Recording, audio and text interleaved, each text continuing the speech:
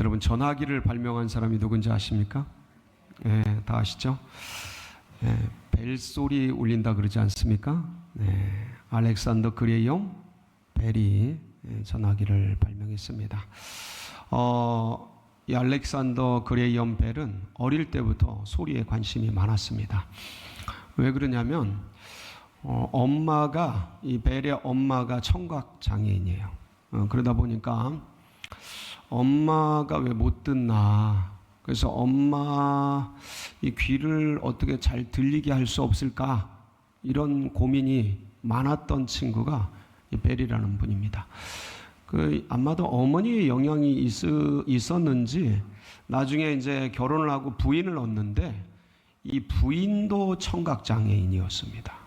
그래서 벨은 어떻게든 어머니 그리고 자기 부인 이 들리지 않는 귀를 듣게 하기 위해서 보청기에 그렇게 관심이 많았어요. 이 소리를 증폭하고 키워서 안 들리는 소리들이 들리게끔 하는 그런 데 관심이 많아서 장성에서도 이제 그 분야를 연구를 했습니다.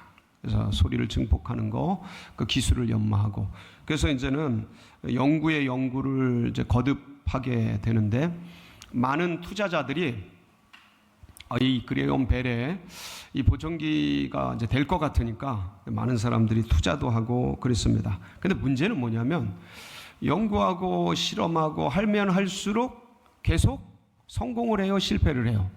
실패를 하는 거예요. 이게 보청기 분야가 굉장히 어려운 분야인 거예요. 아니, 아무리 해도 잘 안 되는 겁니다. 그래서 투자자들이 다들 이 투자의 의문을 가지고 야, 이거 실패로 쪽나는 거 아닌가 막 이러고 그러고 그렇게 보하고 있던 어느 날 벨이 음향 연구 과정에서 뭐를 발견하게 되냐면 전류를 이용해서 음성을 전달할 수 있다는 사실을 깨닫게 됩니다. 전혀 의외의 소득이죠. 그래서 원래는 이제 보청기를 증폭을 하고 소리를 확장하는 이런 분야를 연구하고 보청기를 만들려고 했는데 그거는 이제 뒤로 하고 이제 이 전자기파를 이용해서 먼 거리에서도 음성을 전달할 수 있고 들을 수 있는 것들을 연구하기 시작합니다. 그래서 결국은 보청기는 내려놓거든요. 보청기의 문이 닫히게 됩니다. 그리고 놀랍게도 역사상 가장 위대한 발명 중에 하나인 전화기의 문이 활짝 열리게 됩니다. 그래서 1876년, 약 150년 전이죠. 벨은 드디어 세계 최초의 전화기를 발명을 하고 그리고 특허를 등록하고 통신혁명의 새 시대를 활짝 열게 됩니다. 바로 오늘날 전 세계 어디서나 쉽게 이용할 수 있는 전화기, 이 전화기의 기초, 그게 누구냐? 바로 알렉산더 그레이엄 벨이었습니다. 시연하고 있는 장면인데 그 벨이 이 모든 과정을 다 정리하고 유명한 말을 한마디를 남겼습니다. 그게 뭔지 아십니까? 한쪽 문이 닫히면 또 다른 문이 열린다. 그런데 사람들은 닫힌 문을 바라보느라고 새롭게 열린 문을 보지 못한다 라는 말을 남겼습니다. 저도 이번에 안 사실입니다. 이번에 연구하다가 안 사실인데, 근데 우리 신앙도 우리 인생도 그런 것 같습니다. 어느 때는 막히고 닫힌 것 때문에 낙심하고 한스러워하고 포기하고 옛 것을 붙들고 상처 입고 그러고 있는 때가 한두 번이 아닌 것 같습니다. 하나님께서 한쪽 문을 닫으면 한쪽 문을 또 열어 주십니다. 그러니까 열어 주실 그 주님의 또 다른 문을 바라보며 달려갈 길을 달려가는, 그러니까 과거에 매여 있지 마시고 소망을 붙들고 앞으로의 행로를 바라보며 나아가는 여기 계신 모든 분들이 되시기를 주님의 이름으로 축원합니다.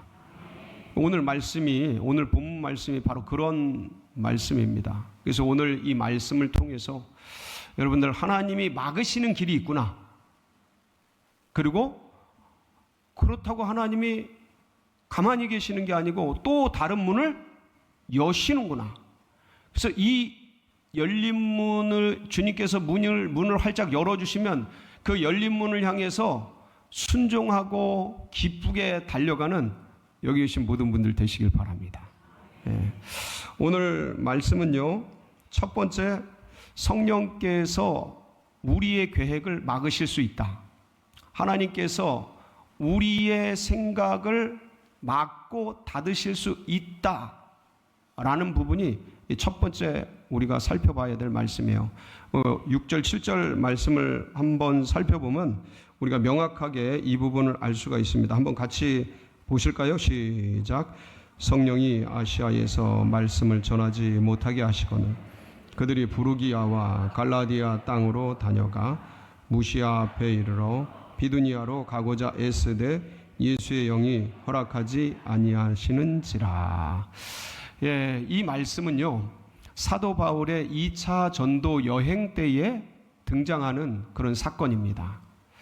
사도 바울은요, 1차 전도 여행 때 바나바와 함께 밤빌리아라는 지역, 그러니까 터키 남부 쪽에 있는 지역에 선교를 떠나게 됩니다. 그리고 그 지역에 아주 은혜롭게 복음을 전하고 돌아오게 돼요.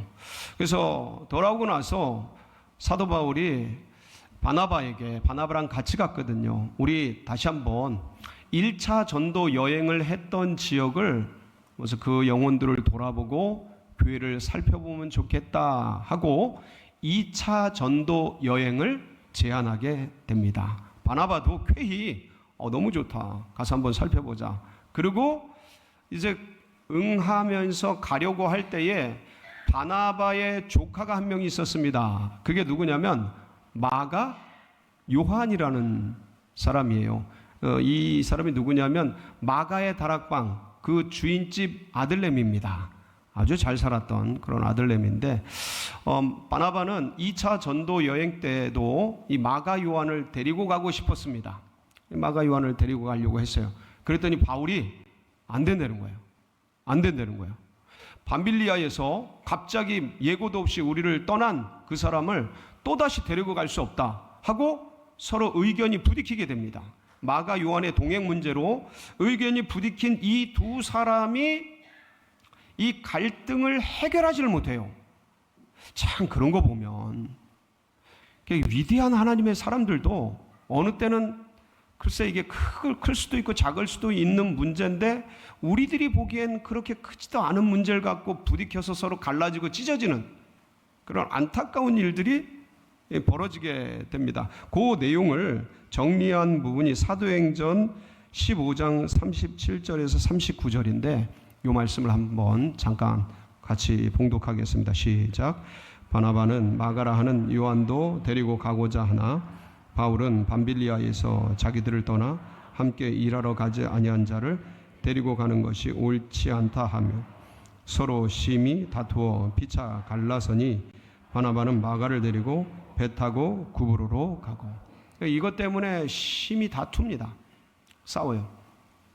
근데 제가 이 말씀을 묵상하고 연구하면서 이제 요 뒷부분도 또 있거든요. 뒷부분이 뭐냐면 요 앞에 싸우잖아요. 근데 이제 바울 입장에서 보면, 여러분, 바나바는 어떤 사람이냐면 바울에게 신앙의 은사 같은 분이에요. 바울에게 이 바나바는 신앙의 멘토, 그런 가이더, 안내자 역할을 했던 분이 누구냐면 바나바예요. 그러니까 보통 분이 아닙니다. 나이는 이 두 분 사이에 나이가 어떤 관계를 가지고 있는지 모르겠어요. 근데 나이가 많고 적고를 떠나서 바울에게 있어서 바나바는 굉장히 소중한 사람이에요. 다메섹 도상에서 갑자기 하나님을 만나잖아요. 예수님을 만나잖아요, 바울이. 근데 이 사실을 기독교인들이 아무도 믿지를 않았어요. 속이고 자기들을 잡아가기 위한 하나의 트릭인 줄 알았어요. 그런데 바나바가 나중에 이 바울을 만나서 그 진정성을 확인하고 예루살렘에 있는 사도들에게 이 바울을 바나바가 한 명 한 명 소개를 하고 알리게 됩니다. 한마디로 신원 보증인 역할을 한 셈이죠. 그러면서 예루살렘에 출입할 수 있도록 도왔던 사람이 누구냐? 바나바예요. 그리고 이제 여러 가지 사건 속에서 바울이 사람들에게, 유대인들에게 공격을 당할 때 다소로 내려가서 피신을 하게 됩니다. 그때 바나바는 안디옥에 내려가서 복음을 전하다가 이게 아주 많은 사람들이 일어날 때, 그때 바나바가 누구를 생각하냐면 다소에 피신 갔던 바울을 생각해서 그를 안디옥 교회의 교사로 같이 일하게 됩니다. 동역하게 됩니다. 그러면서 바울이 이 신약 교회의 두각을 나타내고 명성을 드러내게 됩니다. 그러니까 바울에게 있어서 이 바나바는 보통 분이 아니에요. 근데 싸우고 헤어진 거예요. 인간의 연약함이죠. 인간의 부족함이죠. 모자람입니다. 근데 어떤 인간도 완전할 수 없고 참 이런 허물과 죄들이 있습니다. 부족함이 있습니다. 근데 바울에게 있어서는 바나바라는 한 귀한 인물, 마음이 넓어요. 이분이 아주 존경받는 분이에요.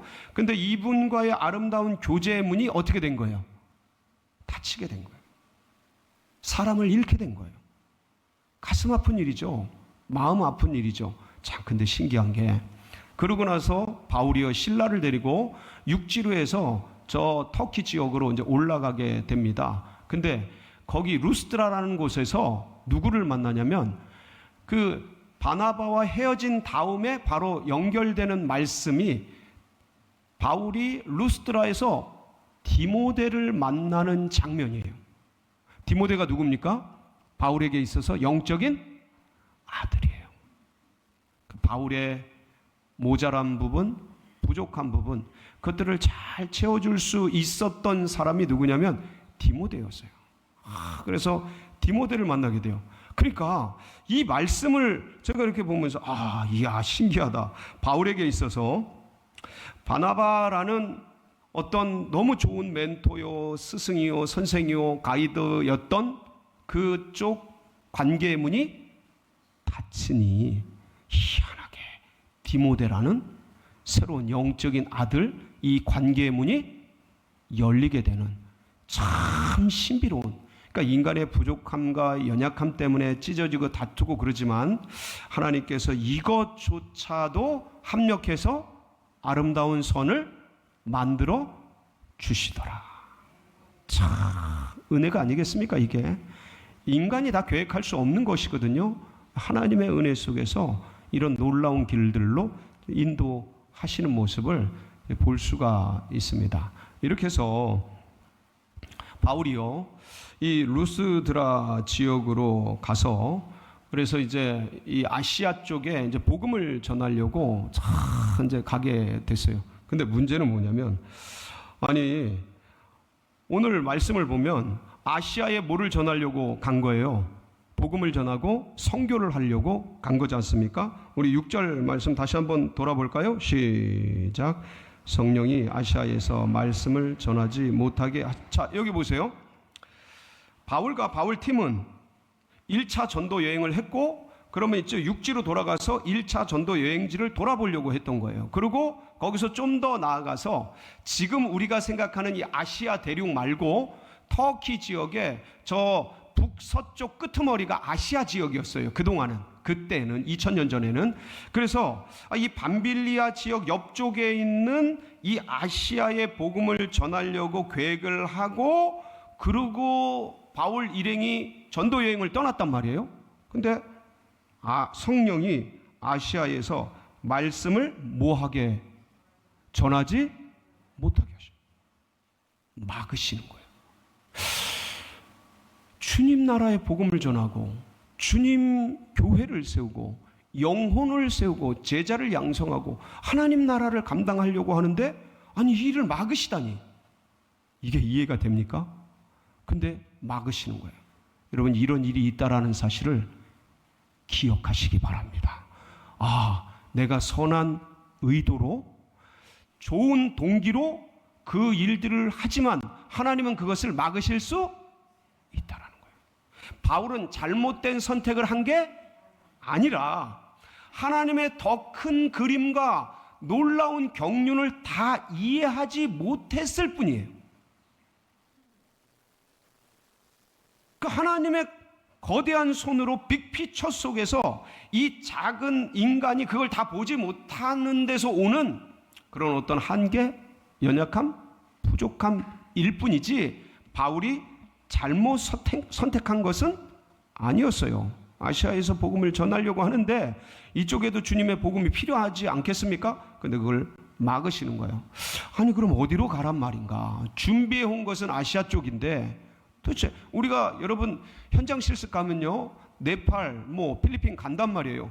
그러면 우리가 갈 때 준비를 해갑니다. 그냥 가지 않습니다. 이제 다음 주면은 45기 JDTS가 개강을 하는데 여러분들 혹시 안 하신 분들이 있으면 꼭 해보세요. 너무 좋아요. 그러면 현장 실습을 가게 돼요. 필리핀을 간다, 네팔을 간다. 그러면 필리핀의 아동 사역을 모든 걸 다 할 수는 없잖아요. 일주일 가는데 모든 걸 다 할 수는 없잖아요. 그러니까 필리핀 예를 들어 네팔의 아동 사역 이번에는 아동 사역을 하자. 그래서 풍선을 준비하고 줄넘기를 준비하고 사탕 같은 걸 준비하고 이런 걸 준비해서 간단 말이에요. 바울 일행도 마찬가지죠. 처음 계획은 어디를 계획한 거예요? 어디에 복음을 전해야겠다? 아시아의 복음을 전해야겠다. 그렇게 준비를 한 거예요. 근데 막히는 거야. 여러분 당황스러운 겁니다. 이거 왜 이러시지? 나는 이 사업을 하려고 준비를 했어요. 보청기를 하려고 준비를 했어요. 막히는 거예요. 안 뚫리는 거예요. 안 되는 거예요. 여러분들이 신앙생활을 해오면서 여러 예배의 자리에서, 기도의 자리에서, 집회의 자리에서, 부흥의 자리에서, 또 여러 만남의 자리에서 성령께서 감화, 감동을 주신 사건들이 있었습니까? 없었습니까? 왜 없습니까?